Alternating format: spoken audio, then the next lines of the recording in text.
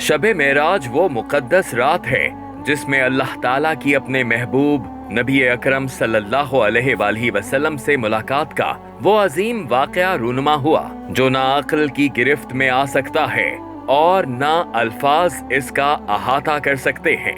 ये रात महज एक तारीखी वाक़या नहीं बल्कि इंसानियत के लिए एक दायमी पैगाम है कि जमीन पर रहते हुए भी आसमानों से जुड़ा जा सकता है, बशर्ते के बंदा मकसद, अतात और जिम्मेदारी के शऊर से आरास्ता हो।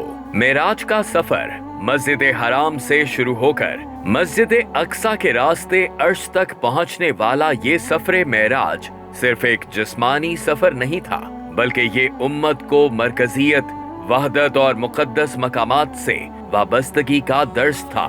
मस्जिद अक्सा का इंतखाब इस बात की अलामत है कि उम्मत मुस्लिमा की रूहानी और सियासी जिम्मेदारियां एक दूसरे से जुदा नहीं। फिर आसमानों की सैर, अंबिया अलैहिमुस्सलाम से मुलाकातें और सिदरतुल मुंतहा तक रसाई इस हकीकत को वाज़े करती है कि नबूवत का सिलसिला वहदत मकसद का हामिल है और हुजूर अकरम सल्लल्लाहु अलैहि वसल्लम इस सिलसिले की आखिरी और कामिल कड़ी हैं। शब मेराज पर सबसे अजीम तोहफा नमाज है। ये इबादत महज चंद हरकात का नाम नहीं बल्कि बंदे और रब के दरमियान बराह रास्त ताल्लुक का जरिया है। नमाज फर्द की इस्लाह, किरदार की पाकीज़गी और मुआशरे की तत्हीर का रास्ता है। यही वजह है कि उम्मत को इज्तमाई तौर पर संवारने के लिए सबसे पहले नमाज को लाजिम किया गया ताकि दिल रब से जुड़े और अमल अदल से हमाहंग हों।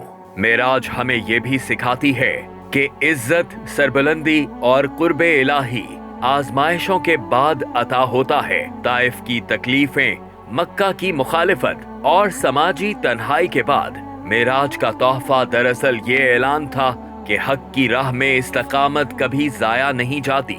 ये पैगाम आज की उम्मत के लिए भी है जो इस्तराब, जुल्म और इंतशार का शिकार है। आज उम्मत मुस्लिमा को शब मेराज के इस पैगाम पर गौर करने की शदीद जरूरत है। नमाज तो बाकी है मगर इसका असर मुआशरे से गायब है। मस्जिद अक्सा हमारे अकीदे में है मगर इसकी हुर्मत की हिफाजत हमारी अमली तरजीहात में नहीं और वहदत का तसव्वुर जुबान पर है मगर क़यादत मुंतशिर है। मेराज हमें याद दिलाती है कि रूहानियत और निज़ाम हयात को जुदा कर दिया जाए तो उम्मत कमजोर हो जाती है।